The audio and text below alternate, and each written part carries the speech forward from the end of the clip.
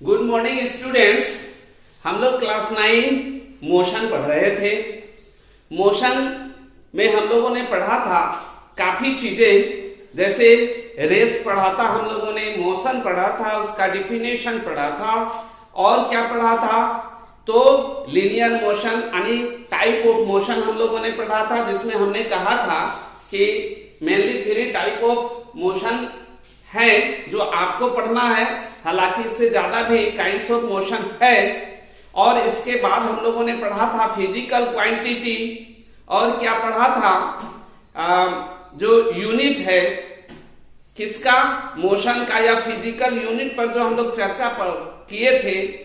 और उसके बाद हमने पढ़ा था जो क्वांटिटी है उसको 2 भागों में बांटा गया था, एक स्केलर क्वांटिटी और दूसरा था वेक्टर क्वांटिटी। तो स्केलर क्वांटिटी थोड़ा सा मैं रिकॉल करना चाहता हूं। स्केलर क्वांटिटी क्या है, उसको जो रिप्रेजेंट करता है फिजिकल क्वांटिटी को, उसमें जो है डायरेक्शन नेसेसरी नहीं होता है, ओनली मैग्नीट्यूड से क्लियर किया जाता है।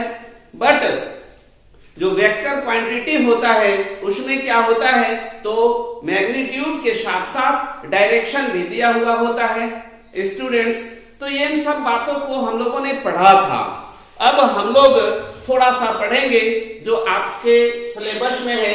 पहला है डिस्टेंस और डिस्प्लेसमेंट, ये सब के बारे में थोड़ा सा जानेंगे। डिस्टेंस क्या है और डिस्प्लेसमेंट क्या है। एक स्केलर क्वांटिटी है और दूसरा जो है वेक्टर क्वांटिटी है, there are difference between.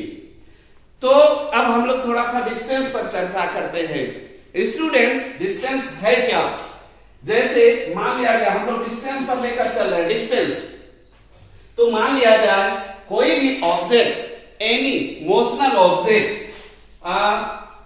Motion from A, point A से मोशन स्टार्ट किया, यहां से आया बी पर, ओके, ये जगह है बी, यहां से गया सी, ये पॉइंट है सी।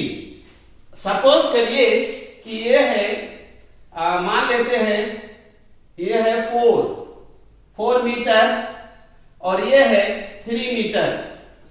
तो टोटल डिस्टेंस हो गया स्टूडेंट्स, टोटल डिस्टेंस यदि हम बात करें तो 7 मीटर टोटल डिस्टेंस।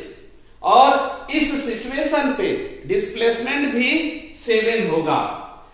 देखिए डिस्टेंस क्या है तो एक्चुअल जो है डिस्प्लेसमेंट यानी पोजीशन चेंज, वास्तव में कितना पोजीशन चेंज किया है। तो कहां से किया, ए टू बी और बी टू सी, तो टोटल जो चेंज पोजीशन हुआ 7 मीटर।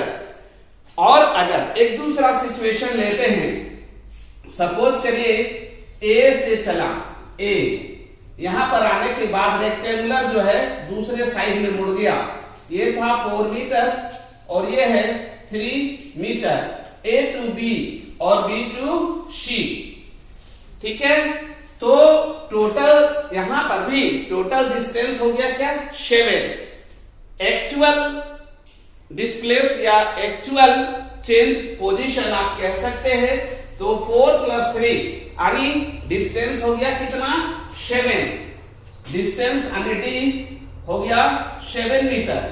लेकिन अब यहां थोड़ा समझिए डिस्प्लेसमेंट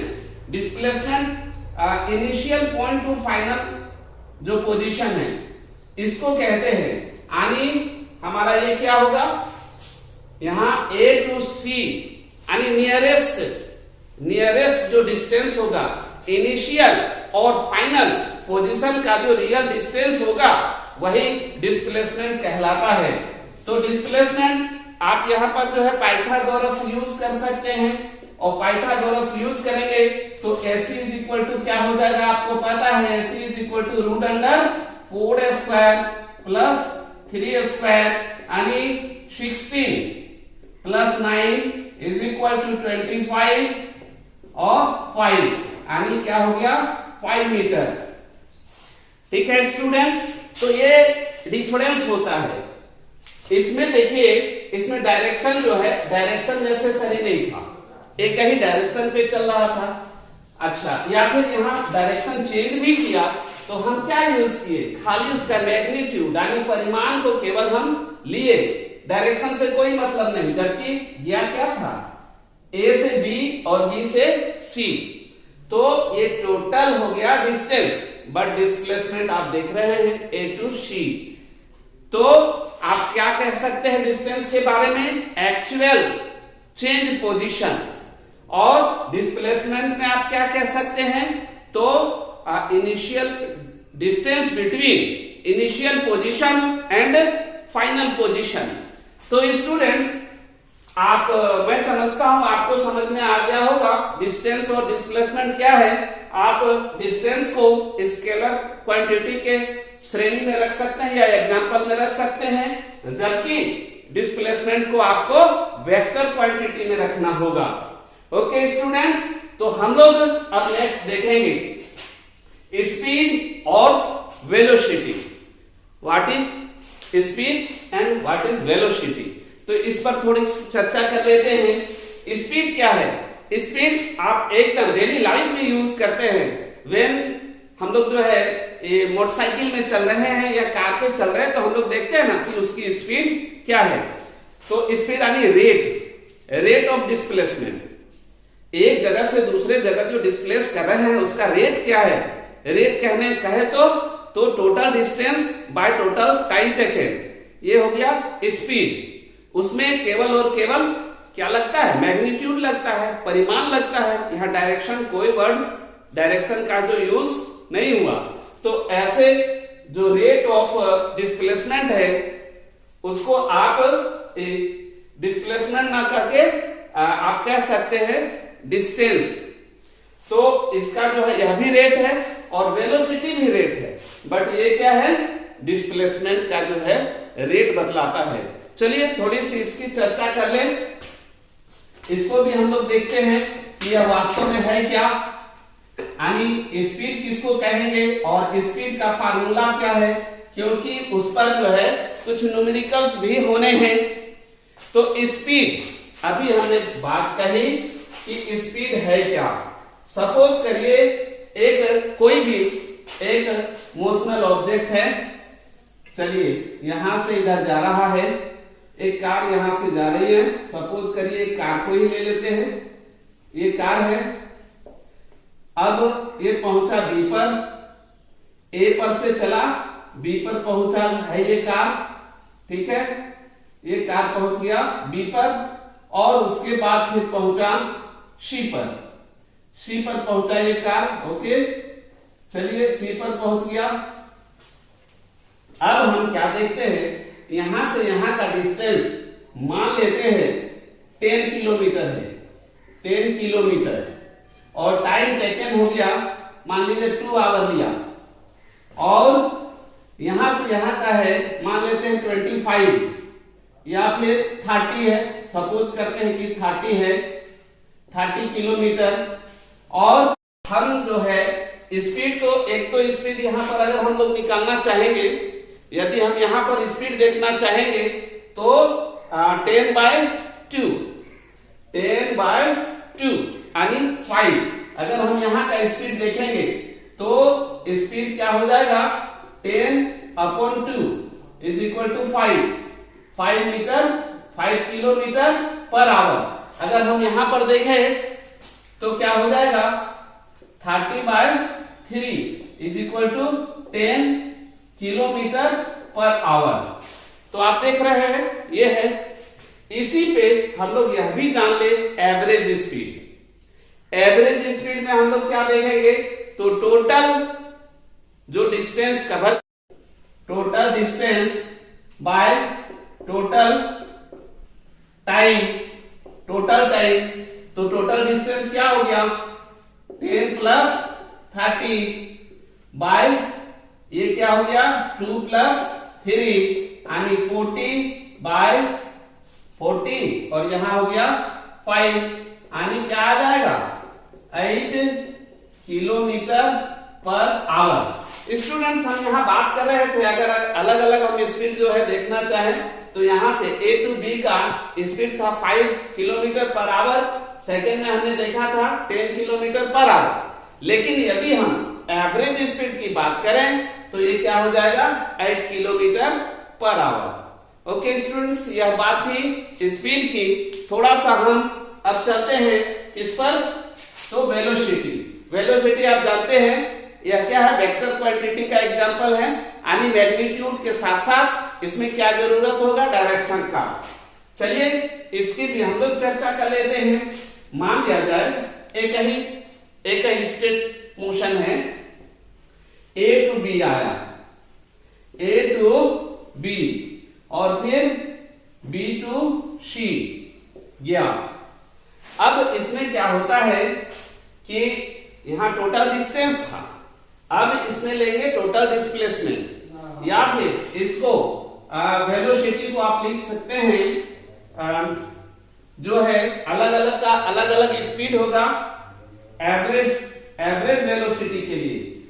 हालांकि केवल यदि वेलोसिटी की बात करेंगे तो v इज इक्वल टू क्या होगा, displacement by time with direction. और यदि अलग अलग v दिया हुआ है, सपोज करिए यहाँ v1 है और ये v2 है, एक स्टेप और बढ़ गया d, यहाँ पर है v3, तो टाइम अब जो है इसका हम एवरेज वेलोसिटी निकालेंगे तो क्या हो जाएगा, v1 plus v2 plus v3 by 3। Total time से हमारा मतलब नहीं, यहाँ हम वेलोसिटी को लिए, यानी जैसे सिंपली एवरेज निकालते हैं। स्टूडेंट्स एक दो पॉइंट और हम बात कर ले कि ये जो डिस्टेंस, एक पॉइंट मेरे दिमाग पे आ रहा है जो छूटा हुआ था, बाय द वे वो कहीं कहीं आपको काम आ जाएगा। डिस्टेंस और डिस्प्लेसमेंट में डिस्टेंस जो है कभी नेगेटिव नहीं होगा, लेकिन डिस्प्लेसमेंट नेगेटिव होगा। इस बात को थोड़ा अभी हमारा चलते चलते दिमाग पे आया तो मैंने सोचा इस पॉइंट को भी क्लियर करते चले जाए। तो वो क्या है, थोड़ा सा कैसे माइनस में होगा इसकी हम लोग चर्चा कर लेते हैं। यह भी नेसेसरी है क्योंकि न्यूमेरिकल आएगा तो ये सब बातें भी होगी। डिस्टेंस कभी भी नेगेटिव नहीं होगा। मान लिया जाए ए से कोई ऑब्जेक्ट जा रहा है, बी पे आया, बी से गया सी पे, ठीक है, इधर जा रहा है, यह 5 किलोमीटर है और यह है 10 किलोमीटर। अब ये उसी रास्ते पुनः वापस आ रहा है और वापस आ गया, वापस कितना दूर तक आया, तो सपोज करिए 20 किलोमीटर, ठीक है स्टूडेंट्स। तो हम इनिशियल पॉइंट को देखेंगे।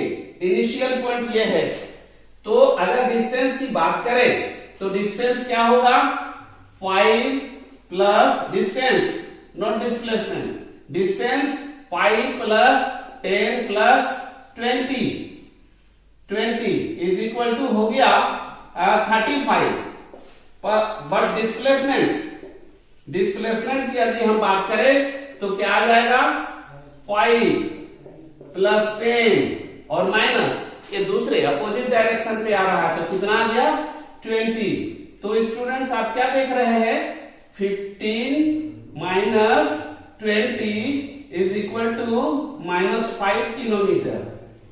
स्टूडेंट्स इस बात को हम इसलिए यहां पर दे रहे हैं, साइड में आपके बुक में, टेक्स्ट बुक में हो ना हो माइनस वाला, लेकिन आपको याद रखना है, थोड़ा सा हम लोग ऊपर बढ़े, थोड़ा सा आगे भी जानकारी होनी चाहिए।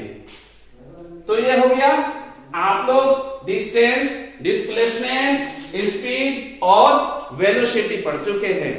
थोड़ा सा ज्यादा ना टाइम लेते हुए केवल इंट्रो दे रहा हूं मैं, यूनिफॉर्म, नॉन यूनिफॉर्म और एक्सीलरेशन का।